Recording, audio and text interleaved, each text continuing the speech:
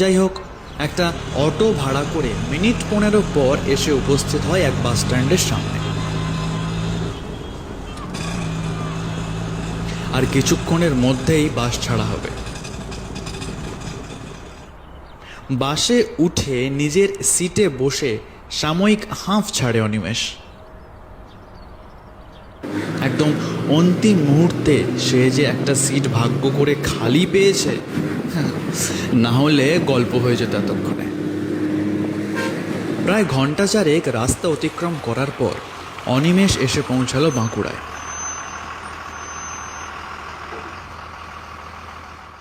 তারপর সেখান থেকে অটো ধরে সোজা শিমুলবাড়ি গ্রাম, পাশেই কমলদিঘি।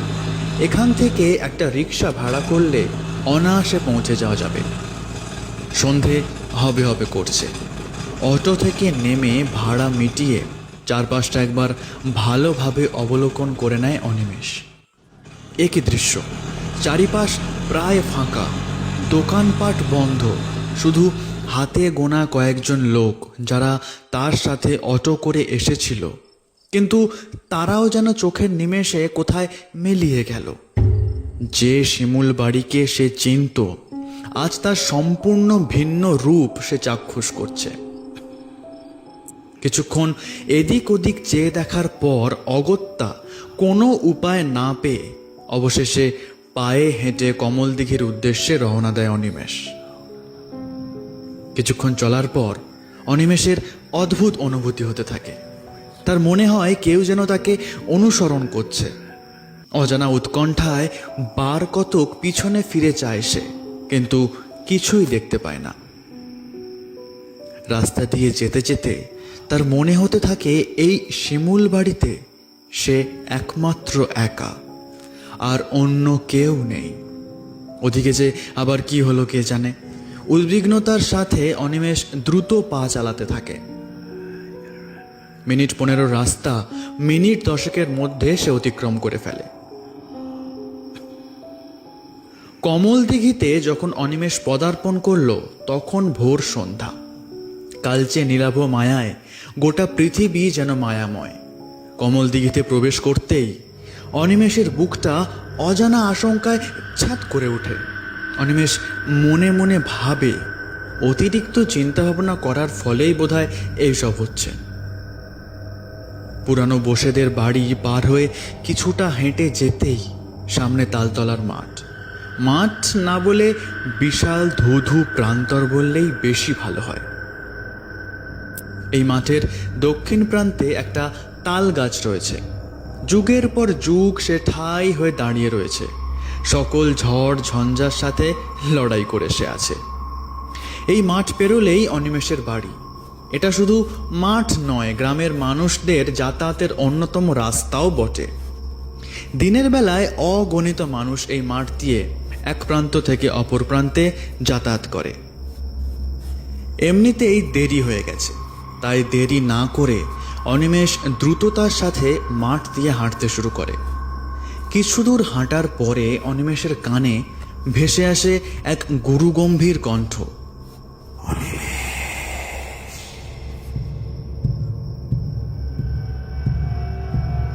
শুনশান অন্ধকার প্রায় মাঠে হঠাৎ তার নাম ধরে ডাক শুনতে পেয়ে অনিমেষ প্রথমে একটু হকচকিয়ে যায়, কিন্তু পরক্ষণেই তার মনে হয়, আরে এটা কাকায়ের গলা না? কিন্তু পিছন ফিরে কাউকে না দেখতে পেয়ে কিছুটা হতভম্ব হয়ে যায়। তারপরেই এদিক ওদিক চেয়ে সে বলে ওঠে, কে কাকাই? কোথায় তুমি? দেখতে পাচ্ছি না তো। কাকাই, কাকাই। কিছুটা ইতস্তত হয়ে এদিক ওদিক গিয়ে খুঁজে না পেয়ে অনিমেষ আবারও কাকাই কাকাই বলে হাঁক পাড়ে, কিন্তু কাউকেই দেখতে পায় না সে। আবারও হঠাৎ সেই কণ্ঠস্বর ভেসে আসে, অনিমেষ, অনিমেষ, আমি এইদিকে আয়। ততক্ষণে অন্ধকার আরও ঘনীভূত হয়েছে। অনিমেষ তার মোবাইলের টর্চের আলো জ্বালিয়ে কণ্ঠস্বর লক্ষ্য করে অন্ধকারের মধ্যেই এগিয়ে যায়, কিন্তু কাকাইকে দেখতে না পেয়ে সে বলে ওঠে, কাকাই তুমি কোথায়? উদ্ভ্রান্তের মতো এদিক ওদিক টর্চ নিয়ে দেখতে দেখতে হঠাৎ সে দেখতে পায় দূরে একটা লোক দাঁড়িয়ে আছে। তার মুখ স্পষ্ট বোঝা যাচ্ছে না, সম্ভবত তার পরনে সাদা জামা ও সাদা ফতুয়া। অনিমেষ লক্ষ্য করে লোকটি হাত দিয়ে ইশারায় তাকে ডাকছে। মনে হচ্ছে ওটাই কাকাই। অনিমেষ তার কাকায়ের দিকে হাঁটতে শুরু করে। অনিমেষ দেখে তার কাকাই তাকে হাত দিয়ে ইশারায় ডাকতে ডাকতে বড় বড় পা ফেলে এগিয়ে যাচ্ছে, যেন তাকে কোথাও নিয়ে যেতে চায়। অনিমেষ চেঁচিয়ে বলে, আরে কাকাই, তুমি কোথায় যাচ্ছ? একটু আস্তে হাঁটো। শেষে কাকায়ের কাছে পৌঁছাতে একরকম দৌড় শুরু করে দিল অনিমেষ। দৌড়াতে দৌড়াতে সে প্রায় কাকায়ের কাছে পৌঁছে যায়।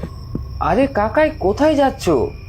বলে যেই না অনিমেষ তার বাম হাত তার কাকার কাঁধে রাখতে যাবে, ঠিক তখনই আকাশ বাতাস কাঁপিয়ে মেঘ গর্জে ওঠে।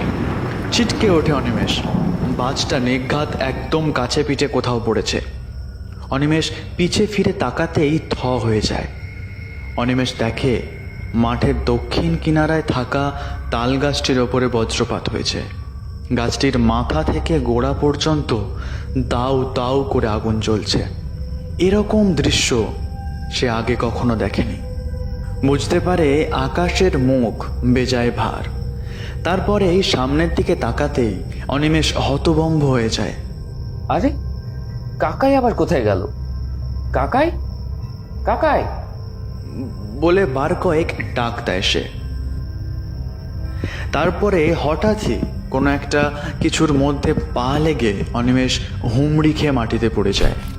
মুহূর্তের মধ্যে নিজেকে সামলে নিয়ে দেখে কেউ একজন মুখ থুবড়ে উপুড় হয়ে পড়ে আছে। লোকটির জামাটা দেখে অনিমেষ বুঝতে পারে, আরে এটা তো কাকাই। সঙ্গে সঙ্গে সে তার কাকাইকে সোজা করতেই ভয়ে চিৎকার করে ওঠে। এ তো একটা কঙ্কাল। হঠাৎই অনিমেষের চোখে মুখে আতঙ্কের ছাপ ফুটে ওঠে। কোনো কিছু বুঝে উঠতে না পেরে সমূহ বিপদের আশঙ্কার গ্রাস থেকে বাঁচতে উদ্ভ্রান্তের মতো অনিমেষ দৌড়াতে শুরু করে। রাস্তা দিয়ে দৌড়াতে দৌড়াতে অনিমেষ এসে পৌঁছায় গ্রামের মাতব্বর জটুবাবুর বাড়ির সামনে। কেউ আছেন? কেউ আছেন? বলে দরজা ধাক্কাতে থাকে অনিমেষ, কিন্তু কোনো সাড়া শব্দ প্রত্যুত্তরে না আসায় অনিমেষের ভয় উৎকণ্ঠা কয়েক গুণ যেন বেড়ে যায়। সে দরজায় ক্রমাগত লাথি মারতে থাকে ও একটা সময় দরজা ভেঙে ভেতরে প্রবেশ করে পাগলের মতো চিৎকার করে ডাকতে থাকে অনিমেষ। জটু জেঠু, জটু জেঠু, জটু জেঠু। সে দেখতে পায় পুরো বাড়ি ফাঁকা, অন্ধকার। এদিকে দৌড়ানোর সময় কখন যে হাত থেকে মোবাইলটা পড়ে গেছে কে জানে। অনিমেষ বুঝতে পারে বাড়িতে কেউ নেই। সে অনুমান করে মনে হয় গোটা কমল দিঘিতেই কেউ নেই। অনিমেষের তখন পাগল প্রায় অবস্থা। সে দৌড়ে ঘর থেকে বাইরে আসার চেষ্টা করলে সদর দরজা আপনা আপনি বন্ধ হয়ে যায়। তার সাথে এগুলো কি হচ্ছে? অনিমেষ ফিরে দাঁড়ায়। চারপাশে চাপা অন্ধকারকে সে অনুভব করে। হঠাৎ অনিমেষের কানের সামনে গিয়ে কে যেন ফিস ফিস স্বরে তার নাম ধরে ডাকে, অনিমেষ। ভয়ে শিউরে ওঠে অনিমেষ। এবার তার ধৈর্যের বাঁধ ভাঙে। সে চিৎকার করে বলে ওঠে, কে? সামনে এসো। অনিমেষের মুখের কথা শেষ হতে না হতেই সে বুঝতে পারে অনতি দূরে দালানের পাশে কেউ একজন দাঁড়িয়ে আছে। অস্পষ্ট অন্ধকারেও অনিমেষ উপলব্ধি করতে পারে কেউ যেন তার দিকে দুই হাত দুই পায়ের সাহায্যে চার পেয়ে জন্তুর ন্যায় তার দিকে এগিয়ে আসছে ধীরে ধীরে। অনিমেষ ভয়ার্ত কণ্ঠে চিৎকার করে বলে ওঠে, কে তুমি? পরিচয় দাও, না হলে কিন্তু আমি তোমাকে দেখে নেব। এরপর যা ঘটল তাতে অনিমেষের চক্ষু স্থির হয়ে গেল।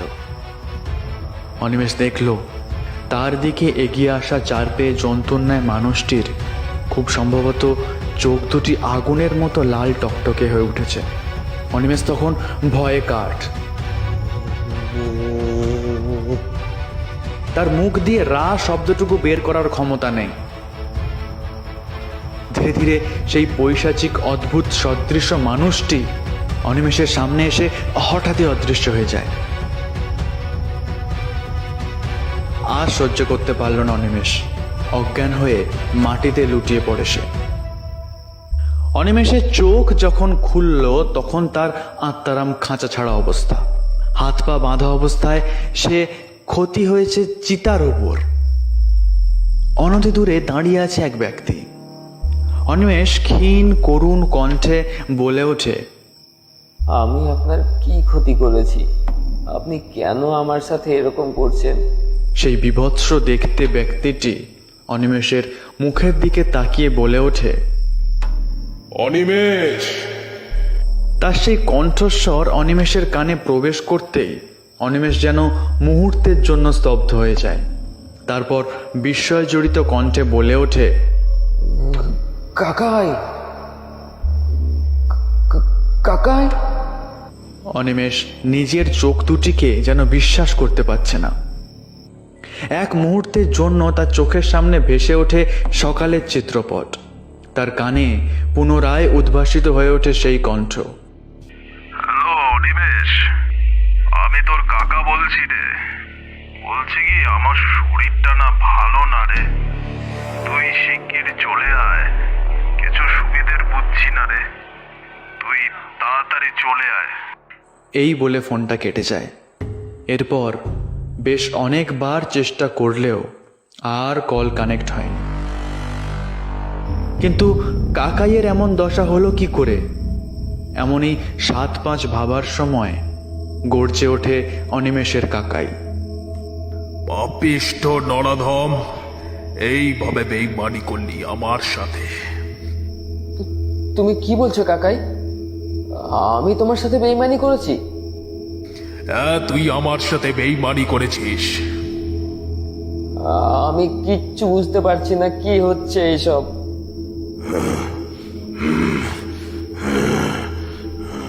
তুই যাতে সবকিছু ভালো মতো বুঝতে পারিস তার জন্যই তোকে এখানে ডেকে এনেছি। মানে? মরার আগে তোর তো জানা উচিত যে তুই কেন মরছিস।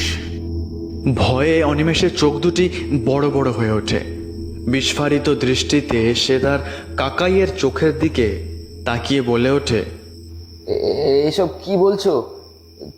তোমার কি হয়েছে? এসব কি? কেন? ছাতার মাথা কিছুই বুঝতে পারছি না আমি। তুই জানতে চাস কি হয়েছিল? তাহলে শোন। ছোটবেলায় তোর বাবা যখন বিদেশে কাজ করতে গিয়ে আর ফিরে আসেনি, তখন আমি তোকে নিজের ছেলের মতো মানুষ করতে থাকি। আর তোর মা, সে তো জন্ম দেওয়ার সময়ই উপরে চলে গিয়েছিল। নুন আনতে পান্তা পুরনো সংসারে দুটো পেট চালাতেই আমার হিমশিম অবস্থা হয়ে যায়, যার জন্য আমি সংসারে নতুন সদস্য আনতে চাইনি। তোর কথা ভেবে আমি অবিবাহিত থেকে গেলাম।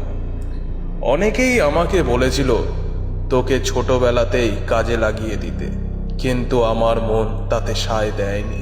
আমি আমার শৈশবের সেই কঠিন দিনগুলো ভুলে যেতে পারিনি। আমিও চেয়েছিলাম পড়াশোনা করে একদিন মস্ত বড় হব, তাই শত কষ্টের মধ্যেও তোকে আমি কোনো খাটুনির কাজে লাগাতে চাইনি। শত অভাবের মধ্যেও আমি তোকে শহরের উচ্চশিক্ষার জন্য কলেজে ভর্তি করে দিয়েছিলাম। আমি ভেবেছিলাম তুই পড়াশোনা করে ভালো যদি একটা চাকরি পেলে তোকে অন্তত আমার মতো জীবনে কষ্টের সম্মুখীন হতে হবে না। তোকে শহরে পাঠানোর পর তোর যাবতীয় খরচ আমি পাঠাচ্ছিলাম। কিন্তু হঠাৎ একদিন আমার শরীর খারাপ হয়। প্রথম দিকে পাত্তা না দিলেও সমস্যা দিন দিন বাড়তে থাকলে অগত্যা ডাক্তারের কাছে যাই। ডাক্তার আমার সমস্যা শুনে প্রাথমিক চিকিৎসা করার পর প্রেসক্রিপশনে কিছু টেস্ট করার কথা বলে ও টেস্ট করানোর পর টেস্টের রিপোর্ট নিয়ে আবারও একবার দেখা করতে বলে। যথারীতি একদিন টেস্টের রিপোর্ট নিয়ে ডাক্তারের কাছে গেলে ডাক্তার রিপোর্ট দেখে বলেন, যে আমার নাকি কিডনি নষ্ট, কোনো ভারী কাজ করা যাবে না। এরপর ধীরে ধীরে আমার কর্মশক্তি কম হতে লাগলো। একদিকে আমার ওষুধের খরচ, অন্যদিকে তোর পড়াশোনার খরচ সামলানো আমার পক্ষে খুবই মুশকিল হয়ে পড়ল। পরিস্থিতি এমন জায়গায় পৌঁছলো যে ধার করা ছাড়া আমার কাছে আর দ্বিতীয় কোনো উপায় থাকলো না। আমি আমার গ্রামের অনেকের কাছ থেকে ধার করে সেই টাকা তোকে পাঠাতে শুরু করি। তাদের আমি বড় মুখ করে বলেছিলাম, অনিমেষ খুব মেধাবী ছেলে, 3 বছরের মধ্যে গ্র্যাজুয়েশন শেষ করেই ঠিক একটা চাকরি হয়ে গেলে সবার সব টাকা সুদ সমেত মিটিয়ে দেব। কিন্তু 3 বছর পেরিয়ে 4 বছর হতে চলল, তোর চাকরির কোনো খবর নেই। আজ এই কাল সেই নানা কথা বলে তুই আমাকে কাটিয়ে গেছিস। দেনার দায়ে জর্জরিত হয়ে যখন আমি দিশেহারা, সেই সময় একের পর এক পাওনাদারেরা এসে আমার উপর চাপ সৃষ্টি করতে লাগলো। তারাও আর আমাকে ঠিক বিশ্বাস করতে পারছিল না। একদিন সন্ধেবেলা ঘরে একা বসে রয়েছি, হঠাৎ দেখি সব পাওনাদারেরা একসাথে জোটবদ্ধ হয়ে আমার বাড়ির সামনে উপস্থিত হয়েছে। তারা বাইরে থেকে রীতিমতো হুমকি দিতে শুরু করলো। কেউ কেউ বলল দরজা ভেঙে ভেতরে যা আছে সব নিয়ে নেওয়ার কথা। অবস্থা বেগতিক বুঝে আমি ঘরের পেছন দিক দিয়ে আমার মায়ের শেষ স্মৃতি সোনার বালাজোড়া নিয়ে দৌড় দিলাম। পাওনাদারেরা ইতিমধ্যেই আমার ঘরে প্রবেশ করে ফেলেছে। তাদের মধ্যে 2-1 আমাকে দৌড়াতে দেখে ফেলে। ধর ধর করে পেছন থেকে শব্দ আসতে লাগলো। তালতলার মাঠ দিয়ে আমি ঊর্ধ্বশ্বাসে দৌড়াতে লাগলাম। কোথায় যাব বুঝে উঠতে না পেরে আমি মায়ের সোনার বালাজোড়া নিয়ে মাঠের দক্ষিণ প্রান্তে থাকা সেই তাল গাছে উঠে পড়লাম। পাওনাদারেরা যখন এদিক ওদিক আমায় খুঁজছিল, ঠিক তখনই সেই তাল গাছের উপরে বজ্রপাত হলো। মুখ দিয়ে মা শব্দটিও উচ্চারণ করার সময় পেলাম না। ঝলসানো অবস্থায় এসে পড়লাম মাটিতে। বালা দুটো আমার পাশেই পড়ে রইল। মরে গিয়েও শান্তি পাইনি। ছুটে গিয়েছিলাম তোর কাছে, কিন্তু তোকে যখন মত্তপ অবস্থায় পার্টি করতে দেখি, আমি তখন ঘৃণা হতাশায় ফেটে পড়েছিলাম। আমি তখনই ঠিক করি যে তোকে তোর কর্মের উপযুক্ত শাস্তি দেব। অনিমেষের চোখে তখন জল, কাঁদো কাঁদো গলায় সে বলে, কাকাই, তুমি আমাকে ভুল বোঝো না। আমি তোমাকে সব বুঝিয়ে বলবো। তোকে আর কিছু বোঝাতে হবে না, যা বোঝার আমি বুঝে গেছি। এই বলে অনিমেষের চিতায় আগুন ধরিয়ে দেয় কাকাই। কাকাই, আমাকে ক্ষমা করে দাও। কাকাই, আমাকে ক্ষমা করে দাও। কাকাই, আমাকে ক্ষমা করে দাও। অনিমেষ ভয়ে প্রাণ রক্ষার্থে চিৎকার করতে থাকে। পরদিন দুপুরে যখন জ্ঞান ফেরে, অনিমেষ প্রথমে বিশ্বাসই করতে পারে না যে সে বেঁচে আছে। সে যে দেখে সোফার ওপরে তার বন্ধু প্রীতম ও প্রিন্স বসে আছে। অনিমেষ ধড়মড় করে উঠে বসতেই প্রিন্স উঠে এসে বলে, কিরে, কি করছিস কি তুই? রেস্ট নে। অনিমেষ ক্লান্তি জড়ানো কণ্ঠে বলে ওঠে, আমি এখনো বেঁচে আছি। প্রিন্স অনিমেষকে বিছানায় শুইয়ে দেয়। প্রীতম বলে, গতকালই না আমরা আমাদের ফোনে তোর মেসেজ পেয়েছিলাম, বুঝলি? সেই মতো রাতে আমরা রওনা দিই, কিন্তু পথেতে কিছু সমস্যা হয়, বুঝলি তো। আমাদের না পৌঁছতে দেরি হয়ে গেল। কিন্তু তোর বাড়ির কাছে পৌঁছতে দেখি তোর বাড়ির সামনে জনা কয়েক মানুষের ভিড়। সেখানেই উপস্থিত কিছু মানুষের কাছে জানতে পারি, বুঝলি, তুই নাকি তালতলার মাঠের তাল গাছের তলায় অজ্ঞান অবস্থায় পড়েছিলিস। গ্রামের কিছু ব্যক্তি যাতায়াত করার সময় তোকে নাকি দেখতে পায়। তারাই তোকে ভালো মতো চিনত, বুঝলি। তাই আরও কয়েকজন গ্রামের ব্যক্তিকে সঙ্গে নিয়ে তোকে তোর বাড়িতে নিয়ে যায়। আবার সেখান থেকে আমরা তোকে এখানে নিয়ে আসি। তাছাড়া তোদের গ্রামের মানুষগুলো আমাদেরকে কী সব অদ্ভুত উড়ে কথা বলছিল, বুঝলি। যাকে বাদ দে ওই সব, তুই এখন বরং একটু রেস্ট নে। অনিমেষের মনে শান্তি নেই। অপলক দৃষ্টিতে তাকিয়ে থাকে জানলার দিকে। এক অপার্থিব বিষণ্ণতা তাকে গ্রাস করে। ছোটবেলার কাকাইয়ের সাথে কাটানো দিনগুলোর কথা তার মনে পড়তে থাকে।